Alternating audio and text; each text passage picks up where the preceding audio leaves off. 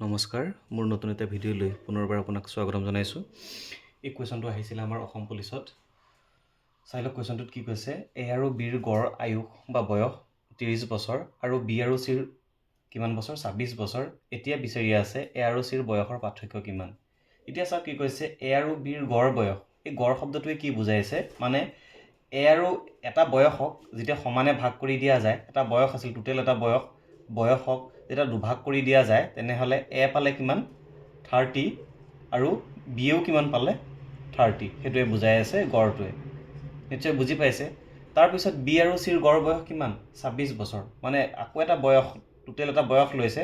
বয়সটোক কি কৰিছে, বি আৰু চিৰ মাজত যেতিয়া ভগাই দিয়া গৈছিল প্ৰত্যেকে কিমানকৈ পাইছিল 26কৈ পাইছিল।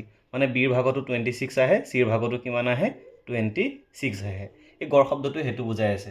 গড় মানে কি, যে প্ৰত্যেকৰ ভাগত এ আৰু বিৰ গড় আয়ুস, মানে এৰো 30 বছৰ হ'ব লাগিব আৰু বিৰো 30 বছৰ বুজাই আছে। দুইটাক যেতিয়া টোটেল বয়সটোক যেতিয়া দুভাগ কৰি দিয়া যায়, এ ভাগত কিমান পায় 30 পায় আৰু বিও কিমান পায় 30 পায়। এতিয়া নিশ্চয় বুজি পাইছে। এতিয়া প্ৰথম ইকুৱেশ্যন মতে আমাৰ কি পাম, এ প্লাছ বি যেতিয়া যোগ কৰিম কিমান হ'ব, 30 আৰু 30 যোগ কৰিলে কিমান আহিব 60 আহিব। নিশ্চয় বুজি পাইছে। ঠিক সেইদৰে বি আৰু চিৰ গড় বয়স কিমান দি আছে 26, মানে বিৰ কাৰণেও 26 ৰখিছে আৰু চিৰ কাৰণেও কিমান আছে 26। দুইটাক যেতিয়া যোগ কৰি দিম, বি প্লাছ চি যেতিয়া কৰিম কিমান হ'ব, 26 আৰু 26 যোগ কৰিলে কিমান আহিব 52 আহিব। তাৰপিছত আমি কি কৰিম, এইটো ধৰি লওক 1 নম্বৰ সমীকৰণ, এইটো কেই নম্বৰ সমীকৰণ 2 নম্বৰ সমীকৰণ। এতিয়া কি কৰি দিয়ক, 1 নম্বৰ সমীকৰণৰ পৰা 2 নম্বৰটো মাইনাছ কৰি দিয়ক।